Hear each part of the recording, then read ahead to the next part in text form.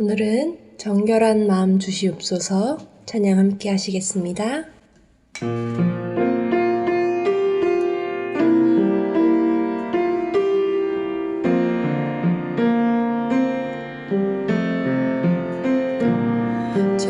정결한 마음 주시옵소서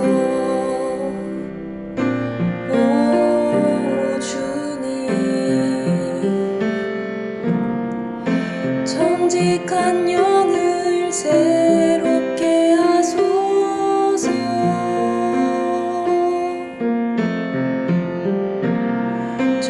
정결한 마음 주시옵소서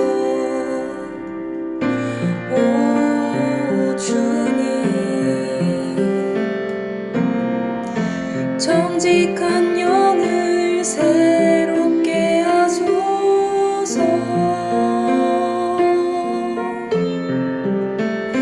나를 주님 앞에서 멀리 하지 마시고 주의 성령을 거두지 마옵소서 그 구원의 기쁨 다시 회복시키시며 변치 않는 마음 내 안에 주소서 나를 주님 앞에서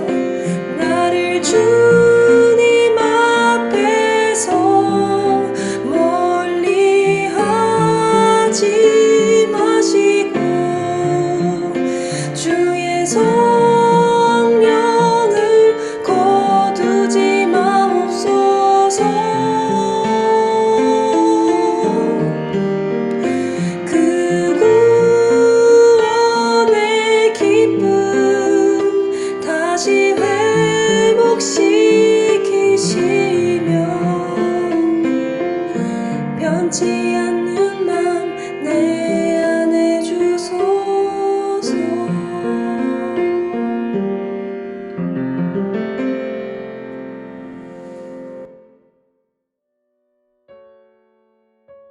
하나님 감사합니다.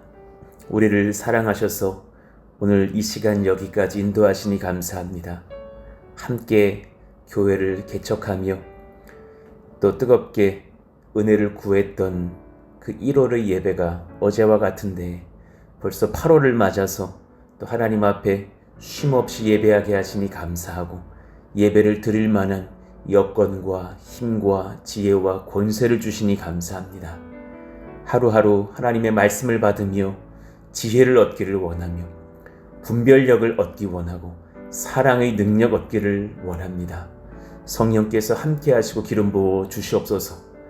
하나님, 우리 가운데에 또 하나님께서 주시는 소망을 따라서 당연히 성전 건축을 하게 되었사온데 8월 중순에 도시계획 심의가 있습니다.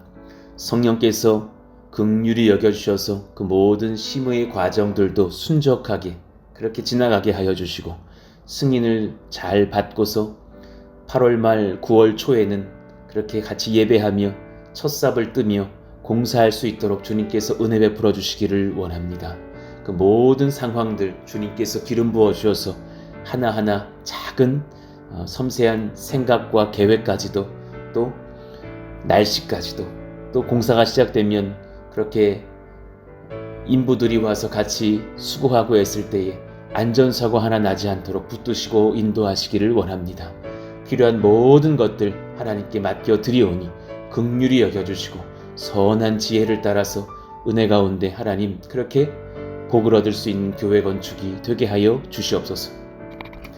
비가 많이 옵니다. 주님께서 선한 일기로 회복시켜 주셔서 물난리가 나지 않도록 도와주시고 공사가 많은 고덕과 당연리의 일대도 붙들어 주시고 또 하나님 여러 지역에서 또 사망사건 또 다치는 일들도 있는데 주님 긍휼히 여겨주셔서 온 백성들 또 지역의 작은 교회들까지도 다 안전하게 주님께서 보호하시고 인도하여 주옵소서. 오늘 또 귀한 말씀 듣고자 하오니 주님께서 역사하여 주시고 하나님의 신령한 것들로 채우시고 인도하시고 말씀하여 주시옵소서. 예수님의 이름으로 감사하며 기도하옵나이다. 아멘. 우리 같이 암송하실 말씀 로마서 5장 8절입니다. 우리 같이 읽고 암송합니다. 우리가 아직 죄인 되었을 때에 그리스도께서 우리를 위하여 죽으심으로 하나님께서 우리에 대한 자기의 사랑을 확증하셨느니라. 로마서 5장 8절 말씀. 아멘. 우리에게 주시는 하나님의 말씀은 미가서 3장 5절에서 12절의 말씀입니다. 미가서 3장 5절에서 12절 우리 같이 한 절씩 교독합니다. 내 백성을 유혹하는 선지자들은 이에 물 것이 있으면 평강을 외치나 그 입에 무엇을 채워주지 아니하는 자에게는 전쟁을 준비하는도다. 이런 선지자에 대하여 여호와께서 이르시되 그러므로 너희가 밤을 만나리니 이상을 보지 못할 것이요 어둠을 만나리니 점치지 못하리라 하셨나니 이 선지자 위에는 해가 져서 낮이 캄캄할 것이라. 선견자가 부끄러워하며 술객이 수치를 당하여 다 입술을 가릴 것은 하나님이 응답하지 아니하심이거니와 오직 나는 여호와의 영으로 말미암아 능력과 정의와 용기로 충만해져서 야곱의 허물과 이스라엘의 죄를 그들에게 보이리라. 야곱 족속의 우두머리들과 이스라엘 족속의 통치자들 곧 정의를 미워하고 정직한 것을 굽게 하는 자들아 원하노니 이 말을 들을지어다. 시온을 피로 예루살렘을 죄악으로 건축하는도다. 그들의 우두머리들은 뇌물을 위하여 재판하며 그들의 제사장은 삭슬 위하여 교훈하며 그들의 선지자는 돈을 위하여 점을 치면서도 여호와를 의뢰하여 이르기를 여호와께서 우리 중에 계시지 아니하냐 재앙이 우리에게 임하지 아니하리라 하는도다. 이러므로 너희로 말미암아 시온은 갈아엎은 밭이 되고 예루살렘은 무더기가 되고 성전의 산은 수풀의 높은 곳이 되리라. 아멘. 말씀에 충성하여 주님 보시기에 온유하게 하소서라는 제목으로 하나님 말씀을 나누겠습니다. 말씀을 바르게 전하고 그 말씀을 바르게 받는 교회는 하나님을 기쁘시게 합니다. 참 귀한 진리입니다. 많은 것들을 교회가 다 감당할 수 있으나 가장 근본된 것이 있습니다. 하나님 말씀을 바르게 전하고 그 말씀을 바르게 받고 순종하는 교회는 하나님을 기쁘시게 할 수 있습니다. 5절 말씀에 이것을 놓친 선지자들을 향해서 하나님께서 꾸중을 하십니다. 내 백성을 유혹하는 선지자들은 이에 물 것이 있으면 평강을 외치나 그 입에 무엇을 채워주지 아니하는 자에게는 전쟁을 준비하는도다. 무슨 말씀이에요? 하나님의 말씀을 대변하는 직책은 선지자들의 몫이었죠. 그들의 존재 목적은 하나님의 말씀을 바르게 대언하는 것입니다. 그 선지자 한 명이 살기 위해서 필요한 여러 가지 것들이 있겠으나 그것은 다 이 존귀한 예배와 목적을 위한 수단인 것이지 이 수단들이 목적이 되어서는 안 되는 것이죠. 그러나 이것이 바뀌었습니다. 국가의 안녕과 여호와 백성 공동체의 순결을 위해서는 정말 목에 칼이 들어와도 하나님이 주신 말씀 그 자체로 선포해야 하는 것이 선지자일진데 그들의 메시지의 기준이 하나님의 계시와 하나님의 말씀 그 자체여야 할 것인데 이것이 사라졌습니다. 문제는 개인적인 이익이 그들의 기준이 되어 있다는 것이죠. 선지자들은 그들에게 가장 많은 돈을 주는 자들에게는 좋은 신탁을 선언해 주었고 돈을 내지 못하는 자들에게는 저주를 선포하였다 하니 이 얼마나 비참한 형국입니까? 하나님의 말씀이 금전거래의 수단이 되어버린 것입니다. 교회가 이럴 때에 무너집니다. 하나님의 아름다운 공동체가 돈을 위해서 살고 돈으로 직분을 얻고 돈으로 설교를 하는 시대가 된다면 하나님은 그 교회를 버리실 것입니다. 9절, 10절, 11절도 마찬가지죠. 야곱 족속의 우두머리들과 이스라엘 족속의 통치자들, 권력자들과 정치인들과 재판하는 자들을 말합니다. 곧 정의를 미워하고 정직한 것을 굳게 하는 자들아 원하노니 이 말을 들을지어다. 시온을 피로 예루살렘을 죄악으로 건축하는도다. 심히 부패한 그런 정계와 경제계와 사법계를 주님께서 꾸중하시는 장면이죠. 11절 그러나 이들이 종교인들과 제사장과 선지자들과 결탁이 되어 있다는 것도 말씀합니다. 그들의 우두머리들은 뇌물을 위하여 재판하며 그들의 제사장은 삭슬 위하여 교훈하며 그들의 선지자는 돈을 위하여 점을 치면서도 여호와를 의뢰하여 이르기를 여호와께서 우리 중에 계시지 아니하냐 재앙이 우리에게 임하지 아니하리라 하는도다. 종교인들이 교회의 목사들이 정치와 결탁하고 또 돈을 위해서 정치하고 교회를 등한히 할 때에 하나님의 말씀을 경히 여길 때에 하나님께서 얼마나 슬퍼하시는지 또 하나님의 나라와 교회가 얼마나 병들 수 있는지를 말씀하시는 것이죠. 가장 먼저는 제가 이 말씀을 심령에 새겨야 할 것이고 우리 모든 한국교단의 주의 종들이 이 말씀을 받고 심히 깊은 회개와 또 자기 점검과 두려움으로 목회할 수 있기를 바라고 또 같이 그렇게 하나님의 말씀을 두려워함으로 받고 섬기며 하나님을 영화롭게 드릴 수 있는 성도들이 일어나기를 간절히 사모합니다. 목회자들의 비전은 자신의 이익과 돈이 아닙니다. 목회자는 구약으로 비교하면 선지자와 같죠. 이들의 특권은 설교입니다. 돈이 아니라 설교여야 하죠. 이들의 비전은 하나님의 말씀을 지속적으로 하나님께로부터 받아 이상을 제시하고 보는 것입니다. 하나님께서 보여주시는 길이 있습니다. 하나님께서 꿈꾸게 하시는 나라가 있습니다. 하나님께서 무너진 것들을 세우시고 돌이키게 하시면서 거룩한 하나님의 나라를 세우시는 역사가 있습니다. 이 비전이 선명하려면 말씀이 지속적으로 공급되어야 합니다. 1년 전 은혜 받았던 말씀으로 1년 통째로 살 수 있지 않습니다. 여러분 그것 아시잖아요? 일주일 전에 들었던 그 주일 설교 한 편으로 한 달을 버틸 수 있는 것이 아닙니다. 우리에게 사실은 매 시간 날마다 하나님의 말씀이 필요하죠. 태양이 비추는 낮처럼 거룩한 분별력을 잃지 않으려면 매일매일 태양이 뜬 것처럼 날마다 말씀으로 우리가 무장하여지고 그 선명한 비전 속에서 기도하며 성결하게 살아갈 수 있는 예배의 삶이 일어나야 될 줄로 믿습니다.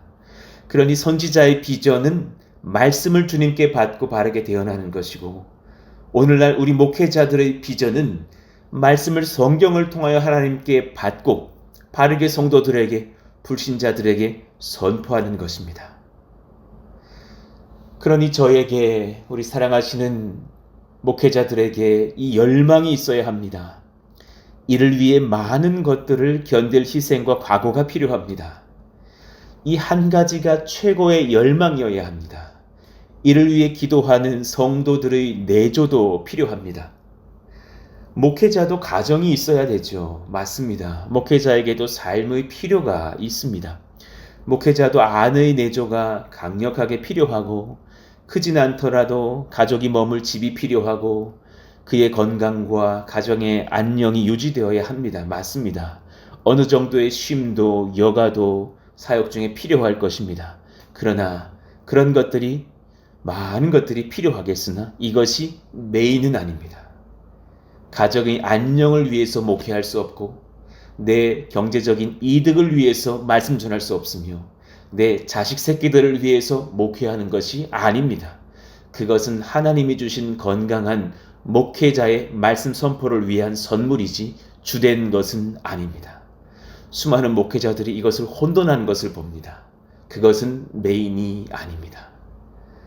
이 모든 것들이 하나님의 말씀을 바르게 대언하기 위한 건강한 많은 그런 하나님의 선물들이 되고 수단이 되어야 하는 것이죠. 교회도 마찬가지입니다, 여러분. 교회에 여러 기관이 있고 이들의 연합이 중요합니다. 그런 연합이 있는 교회가 되게 하신 것도 하나님께 찬송을 올려드립니다. 또한 교회에 여러 세대가 있다는 것을 잊으시면 안 됩니다. 10대, 20대, 그리고 또 60대에서 7, 80대에 이르시는 많은 어르신들이 계시는 것처럼 그 모든 10대부터 8, 90대 이르기까지 혹은 0세부터 100세에 이르기까지 한 교회가 세대로 연합하여서 한 가지 은혜를 받아야 합니다. 그것은 하나님의 거룩한 말씀을 받는 것입니다. 할렐루야. 이 은혜가 날마다 매주마다 부어지는 교회가 얼마나 복된지 모릅니다. 이 교회가 되게 해달라고 기도하셔야 하는 것입니다. 어떤 교회나 모든 세대는 하나님의 말씀을 고대합니다. 그러니 하나님의 나라와 교회를 인도하는 것은 하나님의 말씀입니다. 바른 말씀이 선포되어야 합니다. 성도뿐만 아니라 하나님께서 이를 원하십니다. 바른 말씀을 들으면서 사람들은 믿음을 찾고 성령을 얻고 회심하고 예수님을 따라 살 수 있는 거룩한 변화가 일어나기 때문이죠. 로마서 10장 17절 우리 같이 한번 읽어볼까요? 그러므로 믿음은 들음에서 나며 들음은 그리스도의 말씀으로 말미암았느니라. 골로새서 3장 16절 17절도 같이 한번 읽어보시죠. 그리스도의 말씀이 너희 속에 풍성히 거하여 모든 지혜로 피차 가르치며 권면하고 시와 찬송과 신령한 노래를 부르며 감사하는 마음으로 하나님을 찬양하고 또 무엇을 하든지 말에나 일에나 다 주 예수의 이름으로 하고 그를 힘입어 하나님 아버지께 감사하라. 지금 여러 섬김이 등장했고 찬양팀의 신령한 노래도 등장했고 많은 성도들의 감사의 고백들과 성령의 충만한 삶도 제시가 되었어요. 그러나 그 근본에 무엇이 있어요? 그리스도의 말씀이 너희 속에 풍성히 거하여 이것이 전제라는 사실입니다. 그러니 말씀을 받고 그대로 살고 또한 전하는 삶의 은혜가 모든 성도들에게 임하기를 주님께서 원하십니다. 이것은 목회자들만의 비전이 아니어야 합니다. 우리 모두가 하나님께 말씀 받고 그 말씀대로 살고 또 그 말씀을 가정과 이웃에게 하나님의 때가 되었을 때에 전하는 그런 은혜가 임하기를 원합니다. 우리 모두가 선지자이고 우리 모두가 제사장이시기를 주님께서 원하십니다. 만인이 선지자 되기를 원하시고 만인이 제사장 되기를 원합니다. 우리 교회에서 하나님의 비전을 받고 목회자가 되는 청년들이 많이 일어나기를 원하고 또한 목회자가 되지 않더라도 여러분 모두에게 전할 말씀의 권세가 일어나기를 원하고 그 말씀 속에서 풍성히 은혜를 얻고 삶에 적용하는 은혜가 하나님 앞에 우리에게 부어지기를 간절히 원합니다. 민수기 11장 29절 우리 같이 읽어봐요. 시작. 모세가 그에게 이르되 네가 나를 두고 시기하느냐? 여호와께서 그의 영을 그의 모든 백성에게 주사 다 선지자가 되게 하시기를 원하노라. 할렐루야. 우리 모든 권속들의 입술에 하나님의 말씀이 있기를 원합니다. 그들에게 전할 증거할 말씀, 삶의 비전이 정말 그 말씀으로부터 부어져서 그 말씀에 대한 이해와 또 삶의 조명이 선명하여지기를 원합니다. 베드로전서 2장 5절에도 그렇게 말씀하셨어요.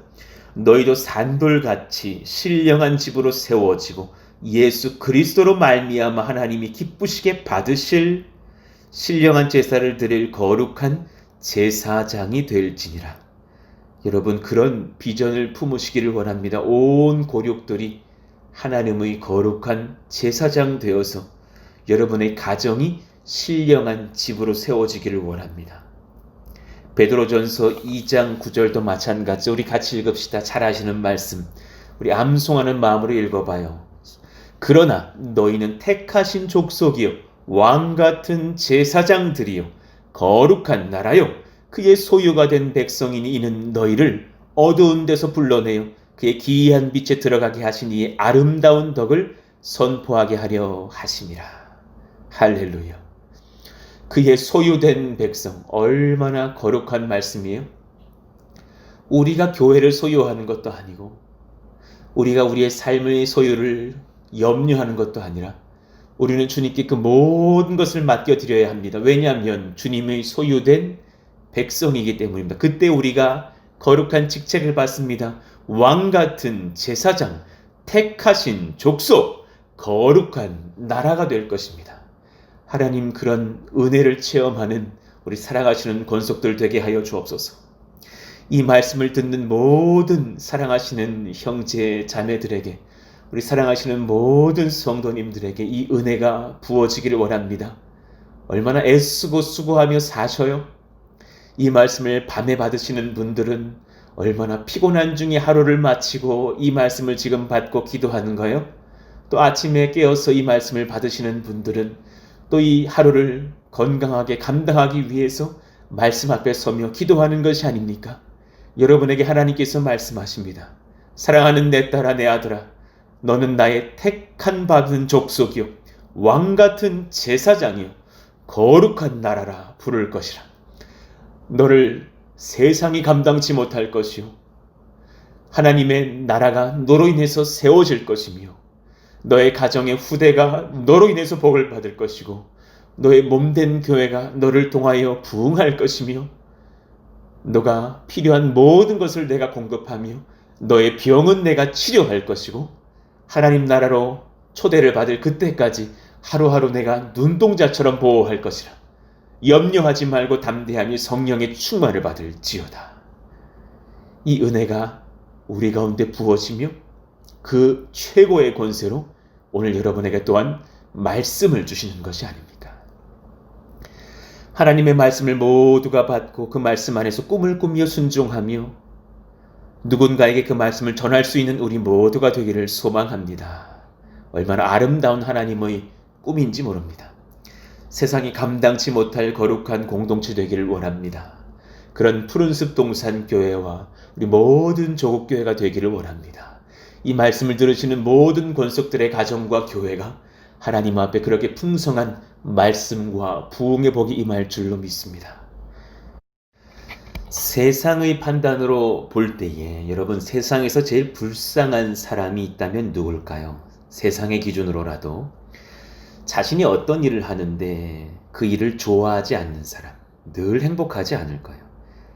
또한 자신의 일을 잘 못하는 사람, 어떤 사람은 요리사인데 요리를 못해요. 어떤 사람은 헤어 디자이너인데 머리를 잘 못 잘라요. 그럼 얼마나 불쌍해요. 그럼 제일 불쌍한 사람이 누구예요? 이게 합쳐진 사람이에요. 자신의 일을 좋아하지도 않고 잘하지도 못하는 사람이에요. 그렇다면 여러분, 누가 제일 세상에서 불쌍한 목회자예요? 하나님 말씀 대언하는 것보다 더 사랑하는 것들이 많은 목회자, 그 사람에게 얼마나 행복이 없을까? 그렇잖아요. 돈을 더 사랑하고 권력을 더 탐하고 또 게으른 사역자들이 있다면 얼마나 사실은 비참한 것일까요? 신학교에 가서 하나님 말씀 배우는 것이 진짜 너무 즐겁다라는 것을 느낄 때가 있었어요. 그리고 사실은 그 현대 그 교수님들의 책들보다 신학의 고전들을 만나면서 존 오웬의 책을 만나고 또 칼빈 선생의 책을 만나고 조나단 에드워즈의 책을 만나고 쯔빙글리를 만나고 또 메이천의 책들을 만나고 막 이러면서요. 정말 그 젊은 나이에 하나님의 성령을 받아서 그런 책들을 쓰신 주의 종들이 있는데, 예를 들면 주기도문 설교를 하는데 너무 그 심령에 해석이 안 되는 어떤 말씀의 답답함을 느껴서 여러 서적들을 뒤졌는데 해석이 안 되는 거예요. 내 마음을 치는 그 깊은 뜻을 모르겠는 거예요. 그런데 칼빈 선생님이 26살에 썼던 그 기독교 강요의 초판본을 볼 때에 그 주기도문에 대한 해설이 나오는데, 그분이 쓰신 그 청년의 때에 쓴 그 주기도문의 해설 서너 줄을 읽고서 제가 고꾸라진 것 아닙니까? 얼마나 탁월하게 하나님의 말씀을 풀어놨는지, 그 주기도의 깊은 지경을 해석해 놨는지, 그런 1500년대, 1600, 700년대 막 그런 하나님의 종들의 책들을 보면서 무릎을 치고 밤에 기도하며 눈물도 흘렸던 그런 신학교의 시절들이 기억나는 거예요. 우리 사랑하시는 신학생들에게, 또 우리 김영일 전사님과 왕진희 전사님에게도 이 기쁨이 임하기를 원해요. 또 우리 모든 주의 종들이 그러하기를 원하고, 저도 또한 앞으로도 그러하기를 원해요. 정말 하나님 말씀을 준비하는 그 기쁨, 그 하나님의 말씀을 위해서 성실하게 여러 책들과 하나님의 말씀을 탐독하면서 내가 먼저 고꾸라지는 기쁨이요, 하나님 그 은혜가 우리 가운데 일어나게 하여 주옵소서. 세상에서 하나님 말씀 대언하는 능력을 성령으로부터 받지 못한 목회자가 있다면 얼마나 불쌍한 거예요. 여러분, 설교는 아시잖아요. 화술을 뛰어넘어요. 설교는 그저 말 잘하는 것이 아니잖아요. 설교는 성령의 임재 속에서 거룩한 말씀을 받아 선포하는 거예요.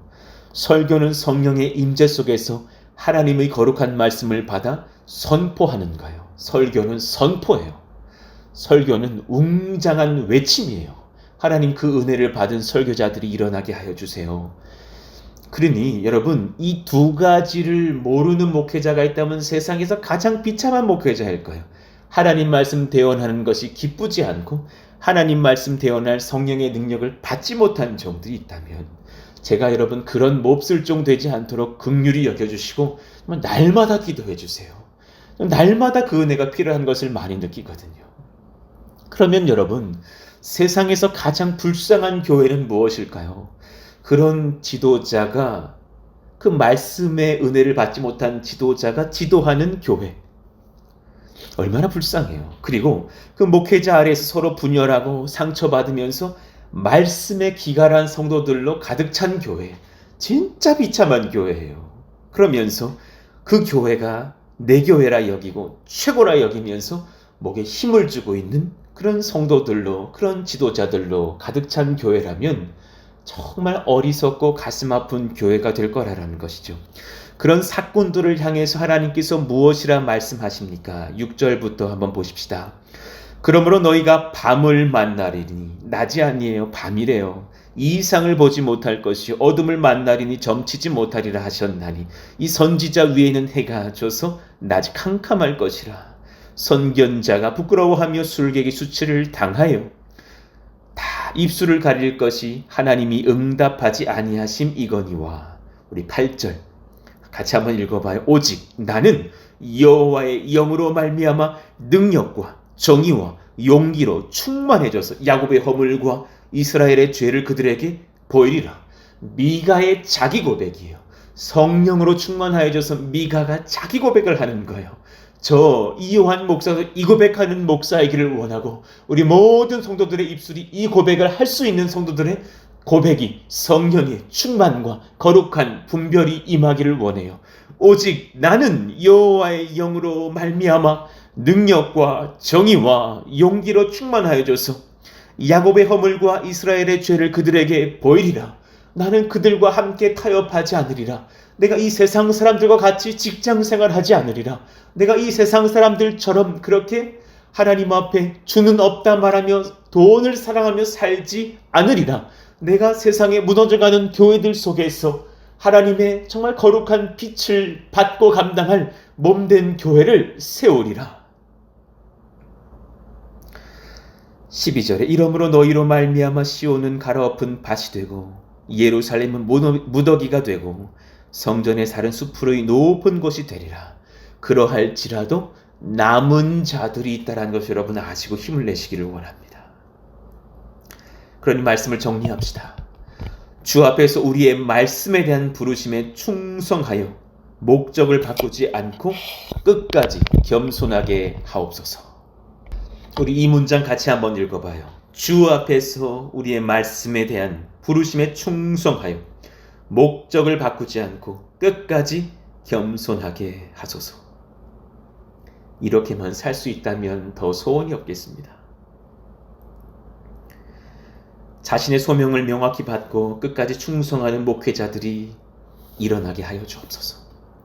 하나님의 말씀을 사모하며 충성하며 분별력이 있는 성도들을 하나님께서 일으켜내셔서 그런 우리 주님의 몸된 교회가 되게 하여 주옵소서. 여러분, 민수기 12장을 한번 예로 들어볼게요. 모세가 구스 여자를 취하였더니 1절 말씀에 그 구스 여자를 취하였으므로 미리암과 아론이 모세를 비방하니라 그랬대요. 이 여러 해석이 있습니다. 모세가 십보라를 얻은 것에 대하여서 십보라가 미디안 사람이었기 때문에 구스 여자라 말하면서 비판하였다라는 설이 해석이 있고요. 그러나 저는 그것보다는 십보라가 먼저 죽죠. 그렇게 사망한 뒤에 재혼을 하였는데 그때에 그새 얻은 처가 구스 여자였다라는 해석을 마이클 스케일 박사라든가 여러 신학자들이 하고 있는데 저는 이 말이 맞다고 봐요. 유대 전승도 이 사실을 뒷받침해 줘요. 두 가지 전승이 있는데 모세는 출애굽 시에 함께 탈출해 나온 잡족 가운데 하나인 여인을 후치로 삼았다라는 설도 있고 유대 역사가 요세푸스는 이 여인이 에티오피아의 공주였다고 전하기도 합니다. 그러나 중요한 것은 그 여인이 누구였는지 보다도 그렇게 구스 여자를 취하였더니 그것은 사실이었겠죠. 그것을 놓고서 미리암과 아론이 마음에 교만하여져서 모세를 비방했다는 사실이에요. 그들이 이르되 여호와께서 모세와만 말씀하셨느냐 우리와도 말씀하지 아니하셨느냐. 지금 본질을 비꼬아서 이제는 선지자 직을 두고서 건드리는 거예요. 여호와께서 이 말을 들으셨더라. 지금 이 말을 보았다면 단지 그 모세가 구스 여자를 얻은 것이 문제가 본질이 아니에요. 문제의 본질은 미리암의 교만이에요. 아론의 교만이에요. 미리암이 아마도 이 상황 중에 주도하여서 모세를 비방하였던 것으로 여겨져요. 미리암의 말과 행동에서 마음을 알 수 있어요. 모세도 선지자인가? 나도 하나님과 대화하는 선지자이다. 그 말 속에 열등감도 있고 서운함도 있고 교만도 있어요.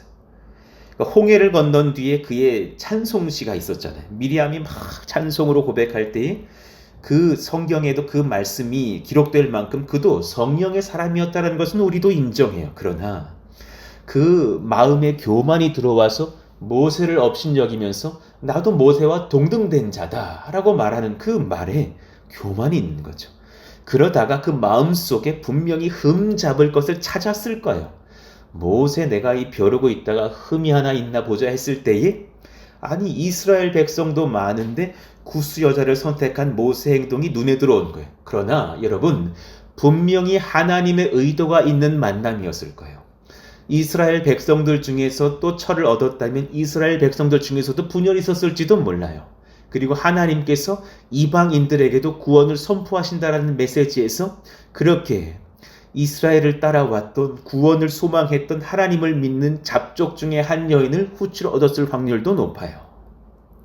하나님께서 의도하신 것을 모르고 있는 것이죠. 그러니 미리암의 문제는 순간 자신의 은사만 기억하지 자신의 은사를 감당할 거룩한 견고한 성품을 잊은 거예요. 하나님의 말씀을 감당할 성품을 잊으면 여러분 그 거룩한 직책 감당하기 어려워요. 저도 우리 성도님들도 이 분별이 임해야 돼요. 본인도 선지자입니까? 예, 그렇다면 충성과 겸손이 요구돼요. 여러분 이 말씀을 오늘 받으십시다. 지금 오늘 말씀에 깊은 두 주제가 임하는 거예요. 첫 번째, 말씀이 본질이에요. 아멘이시죠? 맞습니다. 그런 목사, 그런 성도 됩시다. 그렇다면 여러분 그 말씀을 감당할 성품이 필요해요. 하나님 앞에 겸손과 충성으로 그 말씀을 먼저 받는 그 성품이요. 하나님 그것까지도 우리에게 주시기를 원합니다. 이 미리암은 순간 그것을 잊은 것이에요. 독특하게 성경은 그 이후에 이 말씀을 제시하시면서 하나님의 임재가 일어나요. 3절 말씀이에요. 갑자기 생뚱맞은 말씀이 등장해요. 이 사람 모세는 온유함이 지면의 모든 사람보다 더하더라. 갑자기 온유함이 지면의 모든 사람보다 더하더라 하면서 모세를 소개해요. 이 소개는 지금 모세가 자기 자신을 소개하는 것이 아니에요. 지금 미리암이 모세와 대등한 위치로 올라와서 대적하였기 때문에 이제 하나님이 개입하시면서 질서를 잡으시는 거예요. 그러면 사실은 첫 번째 말씀이 모세는 온유함이 지면의 모든 사람보다 더했다 그러는 거예요. 여러분 이 칭찬을 제가 듣기 원하고 이 칭찬을 우리 교회가 듣기를 원해요. 이 몸된 교회가 온유함을 갖추고 있었는데 내가 보니 이 교회는, 이 가정은, 이 집사님은, 이 권사는, 이 목사는, 이 성도는, 이 청년들은 지면의 모든 사람보다 그 온유함이 더했다. 그 칭찬 받아 누릴 수 있기를 원합니다. 할렐루야. 이게 무슨 말이에요? 여러분 온유함이 뭐예요? 예의 바르고 서글서글 해가지고 아이고 뭐 사랑합니다 고객님 뭐 이러면서 하는 그런 어떤 부들부들하고 유순한 성품을 온유하다 그러는 거예요? 성경은 그렇게 말하고 있지 않아요. 해석을 해보시죠. 그리고 나서 하나님께서 개입하셔서 모세와 아론과 미리암을 회막으로 나오라고 하셔요. 4절 여호와께서 갑자기 모세와 아론과 미리암에게 이르시되 너희 세 사람은 회막으로 나오라 하시니 그 세 사람이 나아가매. 여호와께서 구름 기둥 가운데로 강림하사 장막 문에 서시고 아론과 미리암을 부르시는지라 그 두 사람이 나아가매. 이제 뭐라 그러셔요? 이르시되 내 말을 들으라. 너희 중에 선지자가 있으면 아론과 미리암이 선지자라 자처하느냐? 혹여 그렇다 한다면 나 여호와가 환상으로 나를 그에게 알리기도 하고 꿈으로 그와 말하기도 하거니와. 이제 모세가 스페셜한 이유를 말하는 거예요. 내 종 모세와는 그렇지 아니하니. 7절에 뭐라 그럽니까? 그는 내 온 집에 충성함이라. 내 종 모세와는 그렇지 아니하니 그는 내 온 집에 충성함이라. 그와는 내가 대면하여 명백히 말하고 은밀한 말로 하지 아니하며 그는 또 여호와의 형상을 보거늘 너희가 어찌하여 내 종 모세 비방하기를 두려워하지 아니하느냐. 할렐루야. 모세가 온유한 이유가 여기 등장하는 거예요. 하나님이 원하시는 온유함이 뭔 줄 아셔요? 하나님께 받은 소명에 다른 많은 것들을 평생에 다스릴 줄 알면서 하나님의 집을 위하여서 충성하는 거예요. 그 자가 온유해요. 그 온유의 본질은 하나님의 소명 앞에 충성하는 거예요. 그분의 말씀을 받고 그 말씀대로 통치하고 섬기며 말씀을 증거하며 충성하는 거예요. 그가 온유해요. 정말 하나님 이런 주의 종 되기를 원하는 소원이 제게 있어요. 여러분에게도 있기를 원해요. 주님께서 한 가지 저에게 칭찬해 주시기를 원하고 우리 푸른스 동산교회와 이 말씀을 들으시는 모든 성도들에게 이 칭찬하시기를 원해요. 너가 나에게 온유하구나. 너가 나에게 충성되구나. 너가 나의 말씀 앞에 충성하는구나. 그런 정직과 성실과 정결과 충성이 저희에게 있게 하여 주옵소서. 9절 말씀에 어떤 징계가 미리암에게 임합니까? 여호와께서 그들을 향하여 진노하시고 떠나시매 구름이 장막 위에서 떠나갔고 미리암은 나병에 걸려 눈과 같더라. 아론이 미리암을 본즉 나병에 걸렸는지라. 교만의 결과 온유함을 잊은 결과, 충성을 잊은 결과는 비참한 거예요. 그러니 여러분의 소명이 있잖아요. 그 소명을 말씀으로부터 받고 말씀으로 또한 지켜내세요. 그 모든 신앙의 여정 가운데에 주님을 중심으로 해서 나머지 모든 것들을 잘 다스리시면서 겸손하고 충성한 온유한 백성 되기를 예수 이름으로 축원합니다. 말씀을 정리합니다. 말씀을 바르게 전하고 바르게 받는 교회는 하나님을 기쁘시게 합니다.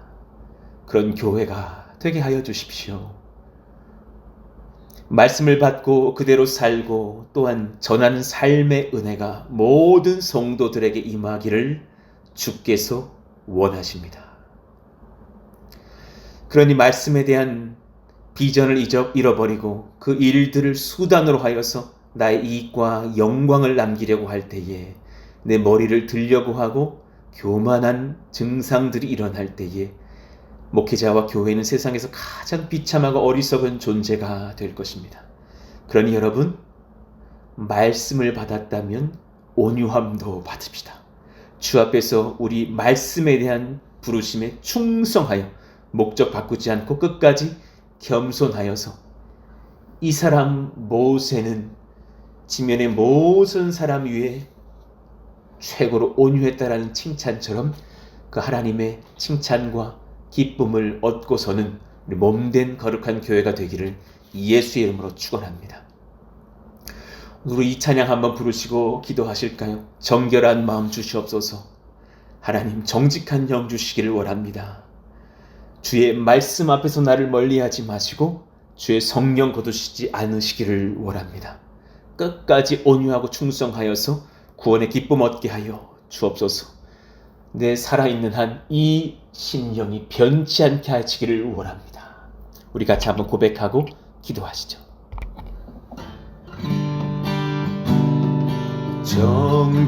정결한 마음 주시옵소서. 오 주님, 정직한 영을 새롭게 하소서. 아멘. 정결한 마음 주시옵소서. 오 주님, 정직한 영을 새롭게 하소서.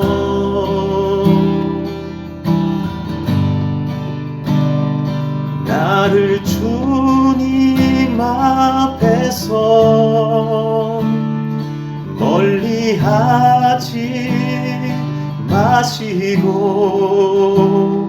주의 성령을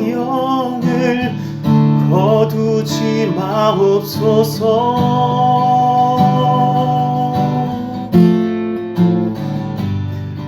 그 구원의 기쁨 다시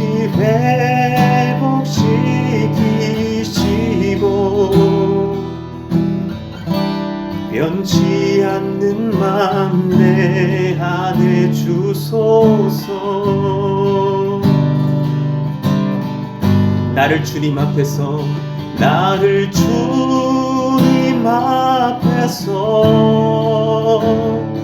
멀리하지 마시고 주의 성령을 거두지 마옵소서.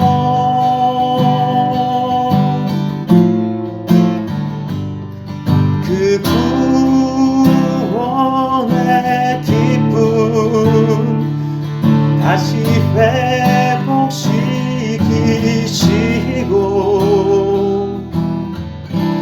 변치 않는 맘 내 안에 주소서.